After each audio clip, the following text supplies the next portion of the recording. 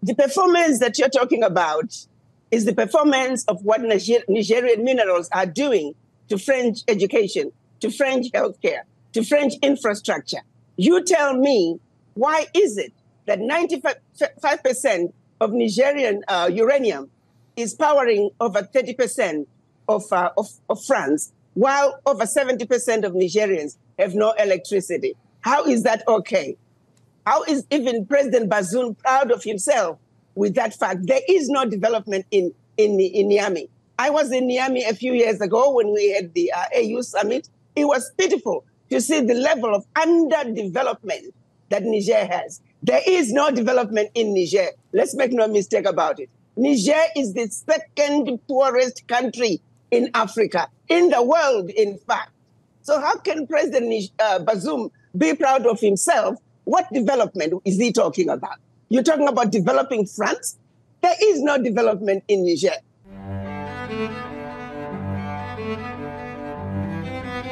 So I want us to watch this video by Dr. Arikana, former AU ambassador to America. And from time to time, I will pause the video and share my thoughts with you. So you guys can also do the same in the comment section below. Because remember, this show is all about conversational, right? It's a platform where we all share our thoughts and opinions about the things that are related to us. So let's watch the video. 7. That's the number of countries in Africa where people woke up one day to find that their president was ousted and that their military had taken over. And that's just since 2020, just in the last 3 years. We're talking about Mali, Chad, Guinea, Sudan, Burkina Faso, Niger, and Gabon. Since most of the coups are in former French colonies, France has had the biggest wake-up call of all Western powers. But the wheels are turning in Washington as well, especially since Russia and China are also big players in the region. So what do the changes across the continent mean for the people in Africa and for relations between Africa and the West? What note should Washington be taking? Today we're talking with Arikana Chihombori-Quao, the former ambassador of the African Union to the United States. Ambassador, it's such a pleasure to be with you again. I've always enjoyed our conversations and learned from them. And I just want to ask you, in the West, when you look at these countries, Mali, Chad, Guinea, Sudan, Burkina Faso, Gabon, Niger, the West looks at this like maybe there's a problem going on here. How do you look at it? There is a serious problem for the West, for sure. I think the West did not see it coming. However, it was very naive of the Western nations to think that the exploitation of Africa was going to continue unabated forever. The West is definitely, if I may use a four-letter word, not so kind, they may be pissing in their pants, because what's happening in Africa is indeed a revolution, and a revolution that's way past due. So you see it as a revolution, but what kind of revolution is it, in the sense that do you think this is throwing off repression from France, from the United States, from other nations? What kind of revolution do you see as underway? Well, I like to think, if I were to use the biblical terms, this is a revelation among Black people. They're waking up and realizing that what has been happening is wrong, is wrong, is wrong, and change must come. And for true change to come, it must be brought by the people. What you are seeing is an African electorate that is now awoken, that is informed. They understand the real issues. In the past, Africans have been misinformed, misled, and given false information, and being thrown a shiny object and being told only the African heads of states are the problem. But now they understand the invisible hand and the role that the invisible hand is playing to make sure that Africa remains where they want Africa to be. The African heads of states, particularly those heads of states of the former French colonies, majority of them were just puppets put in place to continue the same French legacy, which basically boxed them in, where it said you have no control of your military, you have no control of your natural resources, you have no control of your finances, and if you continue from those three areas, you are free to rule your country any which way you want. What power does that president have? And in the past, any president that has tried to back the system and do something about taking control of the financial resources.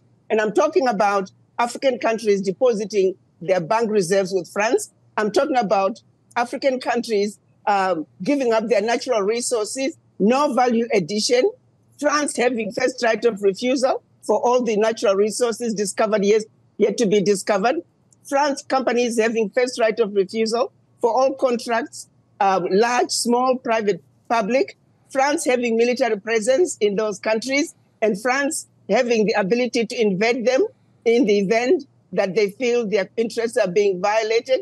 France making sure that those countries can only be trained by France, the military can only be trained by France. The military equipment can only be bought from France. Come on now. Our people didn't understand all this. So we can change African heads of states in those former French colonies like we change clothes. If those fundamentals are not addressed, nothing is going to change. The Africans now understand where the real problem is. The real problem, like I've always said, the biggest risk to peace and security in Africa is France. Let's make no mistake about that. We have other former colonizers. Yes, they still have a stronghold in Africa through their multinational companies that continue to siphon billions out of Africa every year. We are aware of that. But the biggest problem when it comes to former French colonies is France. Its roots are so entrenched in those countries, and now France is trying to expand into other nations. Until we address those agreements African countries were forced to sign, nothing, and I mean nothing we do, is going to bring us the true economic liberation, which is what Africa needs, which is what Africa was denied when African countries were being given their independence. We are now dealing with an African electorate that understand what is really going on in Africa. Yeah, I think she's really said a lot. And talking about all these deals that France forced the head of states of the former French colonies to sign, it's something really, really there. And many of us did not know about this. Many of us never heard about this until she started saying it. You know, when she became the AU ambassador to America, her job was to rally up the African diaspora and put them under like one kind of umbrella for the development of Africa. And when she started educating the African diaspora and telling them that a lot of things are fundamentally wrong with the whole system, but most of us do not know about these things, so we don't know how to target our problems. She really brought many things to the limelight, and I guess France must have been very, very angry with her. In fact, France must have found a way to just get rid of her. The dealings or the pact that was signed between France and these African countries is so terrible. And if people don't tell you, or if someone didn't tell you, if you never heard about this, you will never know. You will never know. Talking about our African leaders, right? I just have to say this before we continue. I think that they too share part of the blame because they agree with what France asked them to do, or they came into power and they saw the pact that is in place and they just agree with it. Not just our leaders, but even our military and every single one of the politicians. They are also part of the problem. So as we blame the West, as we blame France for all what they've done in Africa, for all what they've done in the French-speaking countries in Africa, let's not forget to call out our leaders for being too chicken-minded, for being willing to sell out their people just so they can stay in power. I just want to put that out there. So let's continue. Well, let me ask you, Ambassador, let's take Niger for a moment. President Mohamed Bazoum is a popular president in the West. You know, the IMF liked him, the World Bank liked him, the United States liked him, France seemed to like him. I would like our listeners to understand the gap in the popularity of someone like President Bazoum and performance. And what is going on that makes that revolution, that coup as we see it in Niger, a different story than we're seeing? The performance that you're talking about is the performance of what Nigerian minerals are doing to French education, to French healthcare, to French infrastructure. You tell me, why is it that 95% of Nigerian uranium is powering over 30% of France, while over 70% of Nigerians have no electricity? How is that okay? How is even President Bazoum proud of himself with that fact? There is no development in Niamey. I was in Niamey a few years ago when we had the AU summit. It was pitiful to see the level of underdevelopment that Niger has. There is no development in Niger. Let's make no mistake about it. Niger is the second poorest country in Africa, in the world, in fact. So how can President Bazoum be proud of himself? What development is he talking about? You're talking about developing France? There is no development in Niger, one of the poorest countries on earth. And of course, IMF would love them. World Bank would love them. France would love him because he is allowing the pilferage, the exploitation to continue. And that's why the people are rising up to say, if you can't stand up to the bullies and tell them that the exploitation can no longer continue, and look President Macron in the face and say, President Macron, how is it okay that my money, my bank reserves, my natural resources are funding French education, are funding French healthcare, are funding French infrastructure? How is that okay, President Macron? Answer us. Africans in Niger, they want to know. So when you tell me that he is favored by the West, it makes sense. But he's definitely not favored by the people because there is no development. Let's be serious here. Let's stop pushing lies about what's happening. They know the exploitation is happening. It's happening in Niger. It's happening in Burkina Faso. It's happening in Mali. It's happening in every African country. Let's make no mistake about this. We're sick and tired of giving up our lunch to Western nations. African children, they need to eat too. African children need to go to school. African children need good healthcare systems. Behind all that abuse, we need to let the Western world know that there are millions of African children who are going hungry, millions of African children who are dying, millions of women, African women who are dying, giving birth to another life, millions of African youth who are unemployed, all because the Western world is continuing with the agenda of exploitation, and exploitation of the African continent. That era is over. Well, and we're coming together as Africans and saying, enough is enough. This has got to stop. I have to say this right. I have seen but two Pan-Africanists talk about Africa with so much passion. If you see the way Dr. Arikana talks about Africa, you see the level of passion in her. You know that that's somebody who has Africa's interests at heart. That's somebody who wants to see Africa grow and prosper. That's somebody who wants to make sure that African children are being taken care of. I have seen her, or I have watched her talk, and then I have also listened to Professor P.L. Lumumba. When he also talks about Africa, then you can see people who really love Africa. And she is right. She is right. The exploitation of Africa has been going for far too long. And someone has to put an end to it. Someone has to say something about it. And in as much as most people are saying that military coups are not the way forward, in as much as we do not appreciate military people taking up arms against the leader or seizing power by force, what other options have we got? What other options have we got? You have to ask yourself this question. What other options have we tried? Elected representative. We tried democracy. We tried having legislators. We tried the courts. None of them did anything that really make any significant difference. We try all those other sectors, none of them came through with anything significant. So can you blame us if we now said that we want to try military regimes? Can you really blame us if we said that let's give these military juntas a try and see how far they go?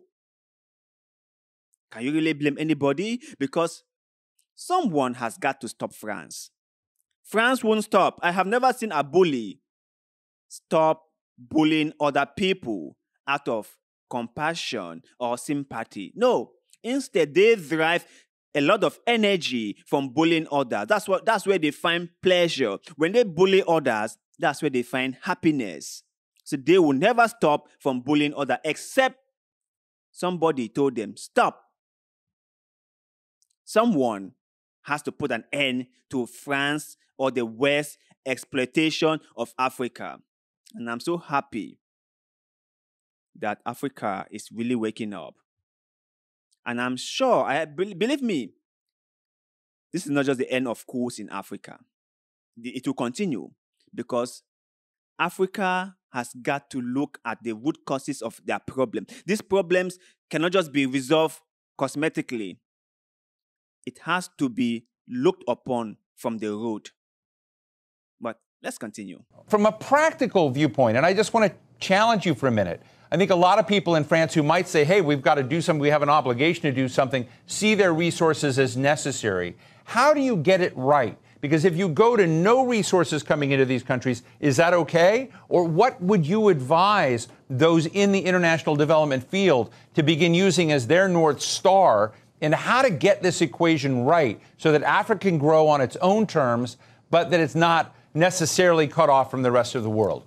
I think that's a very important question you're asking, Steve.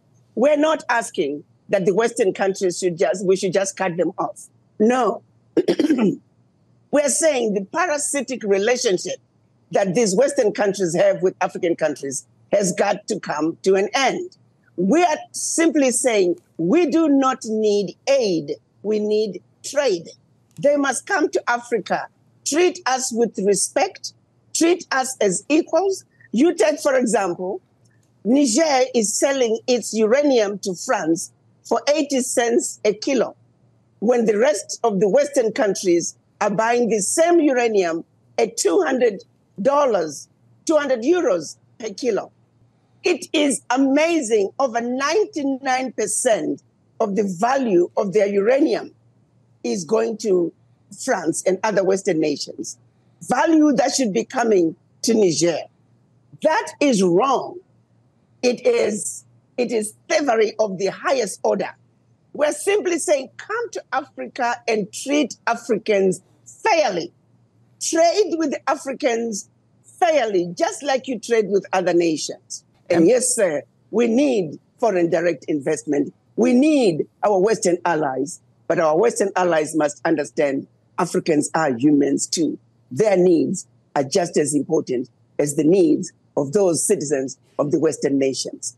Ambassador, we're talking a lot about France, in part because these coups and the changes in government are happening in all the countries that were part of the French colonial history in Africa and that whole story.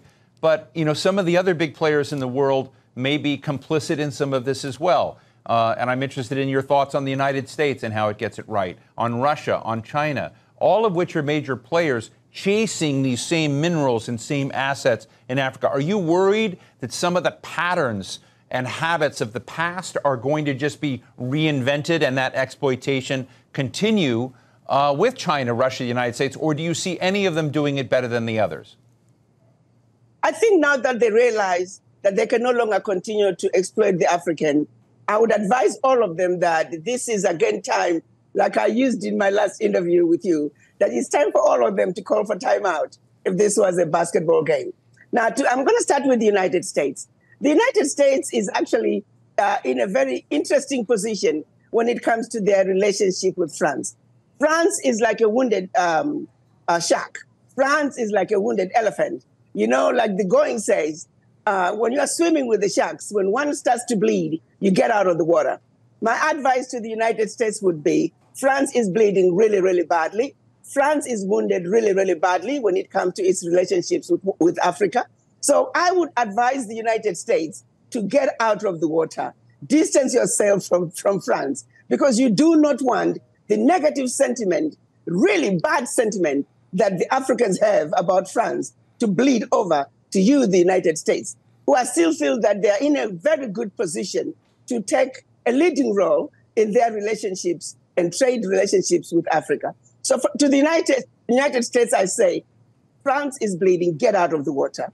To the rest of the other nations, they've already picked up and realized on it. China, for example, China picked up on the mistakes that were being made by the Americans, the mistakes that were being made by the European nations, and China was coming into Africa realizing that, for example, when it comes to funding, European nations would talk and talk and talk about funding. They'll talk about building an airport. They'll talk about building a bridge. 10 years later, there is no bridge. There is no airport. It's still talk. All kinds of roadblocks and red tapes are put in order to access funding. So China decided we'll make it easy for African countries to access funding. So that's why you'll find a lot of infrastructure projects are being built by China, because they realize where the Americans, the Europeans, are dropping the ball, and they're coming in with a different strategy. And therefore, it has been easier for China to woo the Africans to their side, because they're doing things differently from what the Americans and the Europeans are doing. So to the United States, I say, look at the mistakes that France has made. Do something different. Revisit your American policy when it comes to Africa. And the United States still stands a very good position to win the Africans over, but this time, win them the right way. Treat them fairly, and no more playing games, no more divide and conquer. Stay away from the local politics. You do not need to get involved. Let these African countries dog it all out, one child to the other. I like to say opposition parties, ruling parties, they are children of the same mother fighting for their breast milk. Let them fight for their mother's breast milk alone, without interference. So the US is very good at interfering with electoral processes in Africa. That's a bad precedent, because sooner or later, everybody is figuring it out. Right.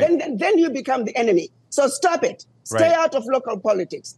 To Russia, again, Russia is looking and saying, where is the West going wrong? They are coming in, they see a weakness. Russia came in during the liberation wars in Southern Africa, in South Africa, in Zimbabwe, Namibia, Mozambique, Angola, all those African countries that attained independence through liberation wars.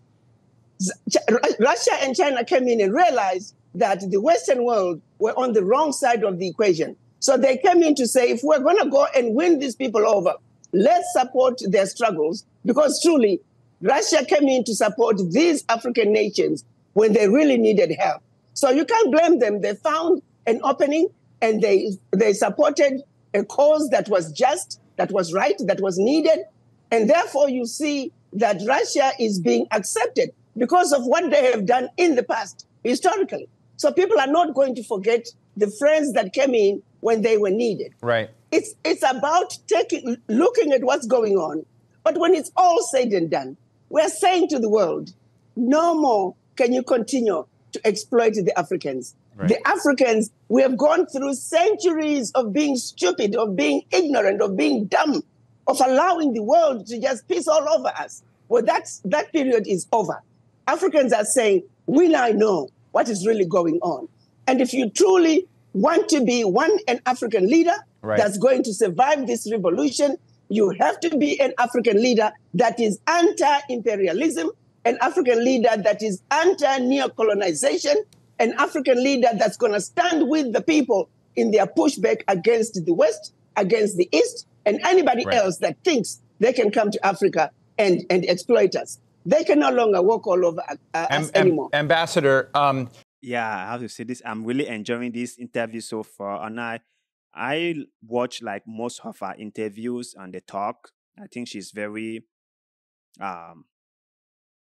intelligent when it comes to things like this. And she really understands what the problem in Africa is all about. So I give her credit for that. She's quite knowledgeable about subject like this.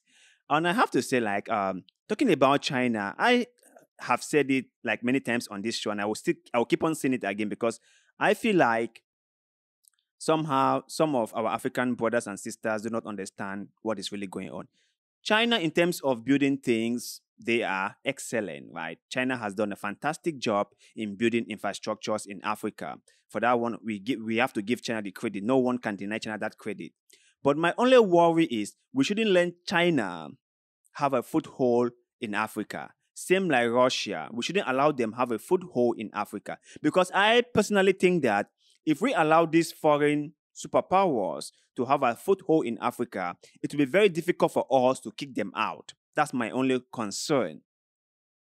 When making deals with China, we should be very careful about what deals we make with them, because the Chinese are very, very smart, and our leaders must do their homework. Okay, we cannot just let everything on the Chinese. We have to do our homework, and we have to understand that now the Chinese are building stuff in Africa, but this cannot continue. They cannot keep on building stuff for us. So our African government or our leaders must learn to create educational institutions that are going to train our people on how to do things. That this building that the Chinese are now building in Africa won't continue. After 5 or 10 years, the Africans will have to do it themselves. That is how we must structure our society. So our leaders must start thinking beyond aid from the West. Must start thinking about how to use what their countries has got to develop themselves. Every single country in Africa has something that they can use to build up themselves, if only the leaders have vision. I have said it many times. If Singapore, a small fishing village, can be transformed into the mega city or super rich country that it is today, what about Africa? What about every single country in Africa? With all our resources, can we not transform our countries? If only we have somebody who has vision. Do you know how much transformation we will be getting in the continent? So people need to be smart. Our leaders need to get it right this time. Let's continue. When you and I spoke in December 2022, it was a great show and a great discussion. And at that time, you said that America and the White House were not showing African leaders respect, that they did not share agendas, that this was continued policies of racism and neglect, etc. Do you feel like any progress has been made in America's orientation towards some of the issues you raised since last December? Well, I like it. Let me take you back to the visit to Africa by Vice President Kamala Harris. You know, it was quite interesting that with all the issues that were going on in Africa, for example, when she went to Zambia, there were mudslides that were killing hundreds of people next door to Malawi. She did not go to Malawi, did not even mention Malawi, but spent a lot of time in Zambia trying to push an LGBTQ agenda, an agenda that Africans across the continent are saying it's really not an issue for us. We have more important things to worry about, but Vice President Harris spent a lot of time on the LGBTQ. I'm not saying it's not an important issue, but when it comes to the greater scheme of things, the Africans are telling you that this is not a priority for us. We grew up with people who were trans. I remember growing up in my village, we had men who looked feminine. They would hang around women. They did their thing. Nobody cared. We had women who lived with women. We called them spinsters, and nobody cared. You know, I grew up seeing people who were clearly gay looking, and it was never an issue.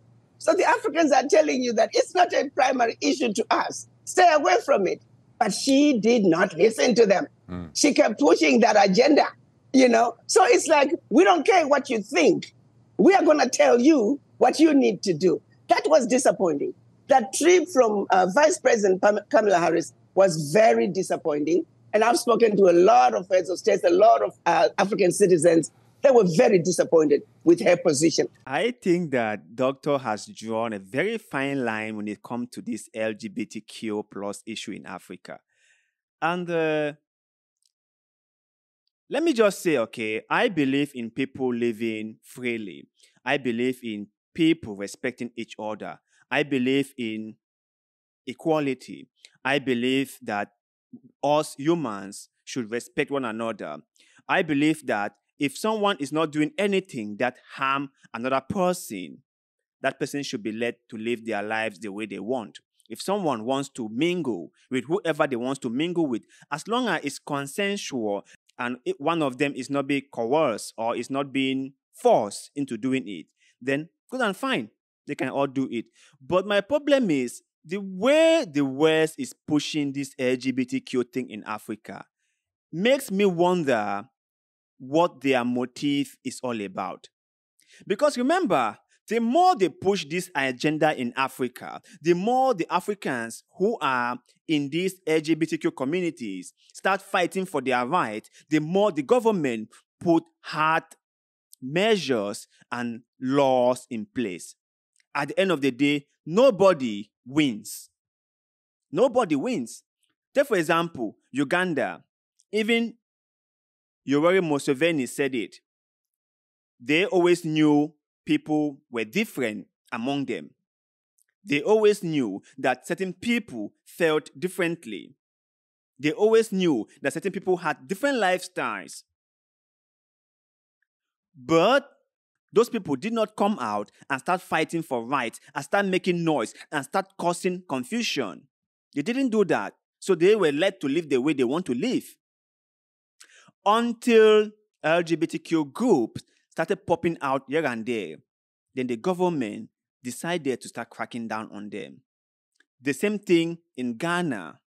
The same thing in, I think, Kenya. The same thing in Nigeria. I told you before that when I was much more younger, there was this lady who went to the village and married a wife. And in their own culture, it was a welcoming thing. She did not marry a man, so she went and married a woman, and the woman was recognized as her wife. And the woman will come and sleep around with other men and bear children. But those children will belong to her. So the issue of this same-sex attraction or same-sex activities isn't something that just started now. It has always been in Africa. That is why I encourage any single one of you out there who might think that same-sex people never existed in Africa to do some research. They were there and they have always been there.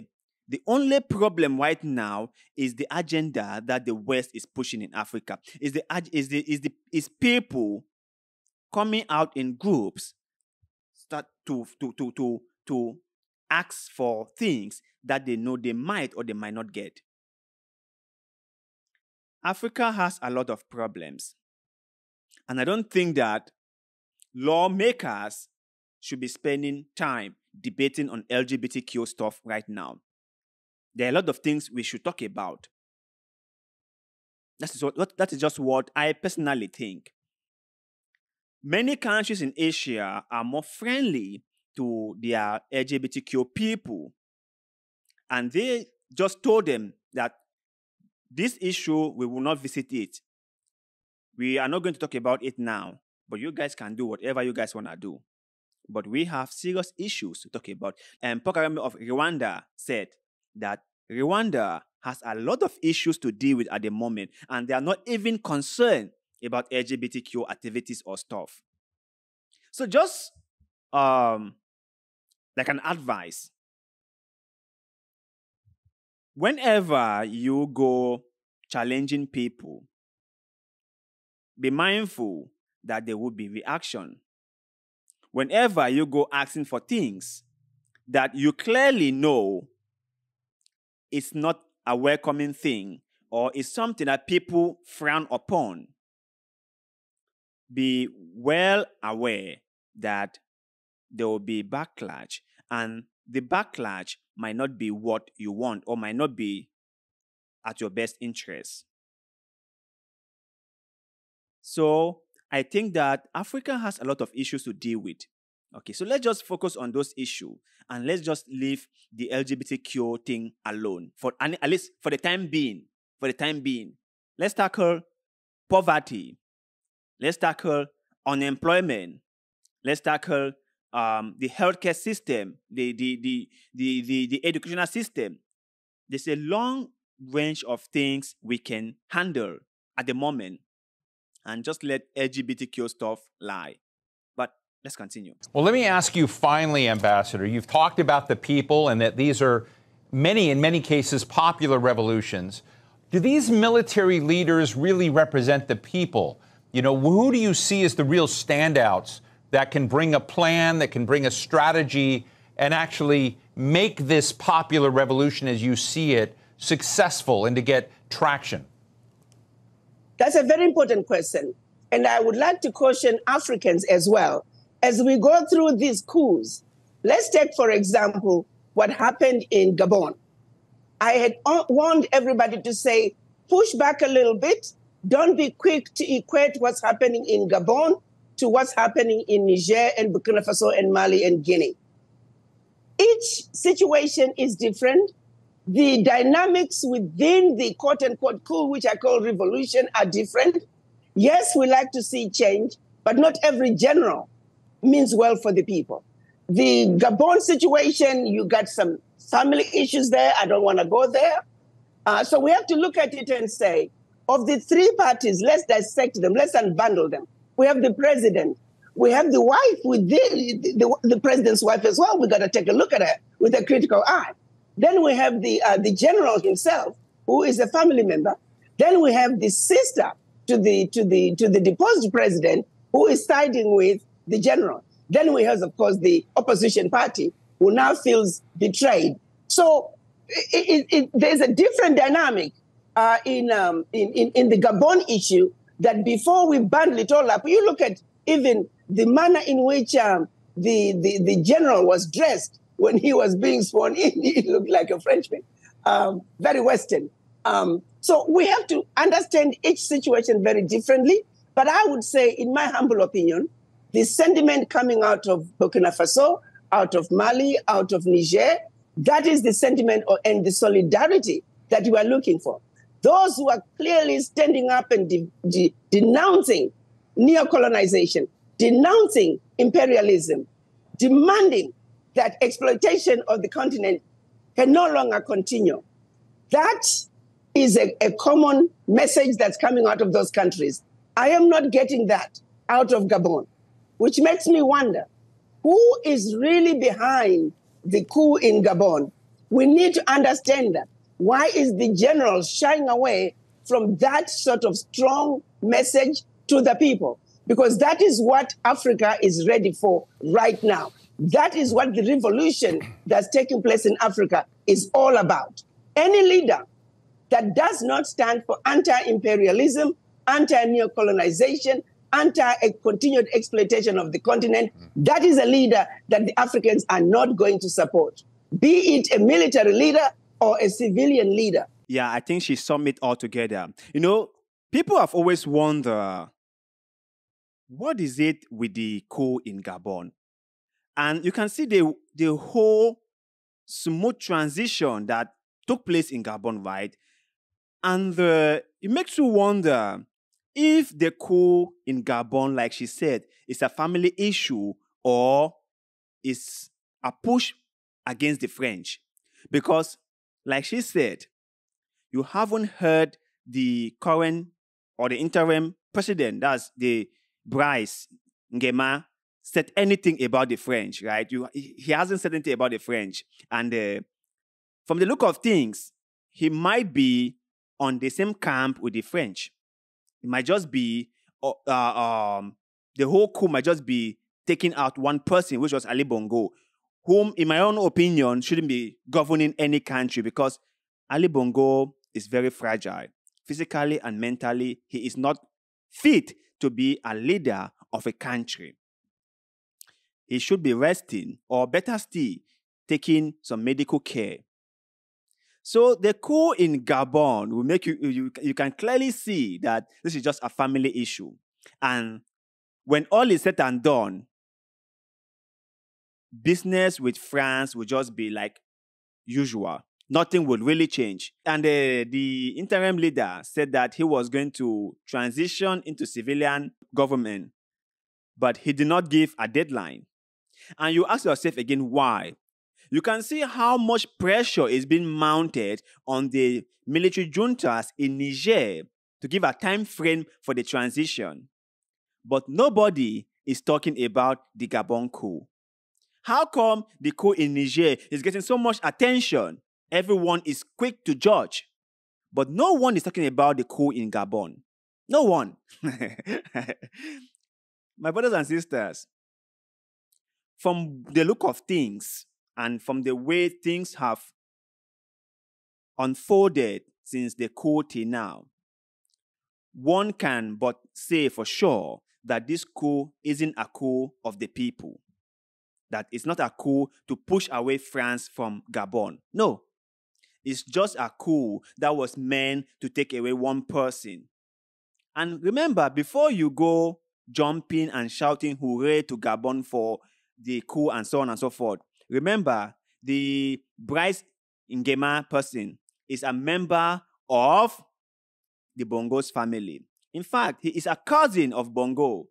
We wouldn't be surprised to hear that he has retired as a military general and became a civilian so that he can run in the next general election. And most likely, he will win. And then the Bongo dynasty will continue from there henceforth. But you guys out there, what is your take on Dr. Arikana's remarks on Africa, on the French, on the West, on America's influence in Africa, on Kamala Harris' visit to Zambia, and most importantly, on the co-dynamic in Gabon? Please kindly share your thoughts and opinions in the comment section below, because like always, we love hearing what you have to say. And also, do not forget to like this video, share this video, follow our Facebook page, and most importantly, subscribe to this channel, because little bit of good tweet, like the one you're doing just now, help us a lot, and we shall forever be grateful to you. So thank you very much for doing just that. And like always, see you in the next one.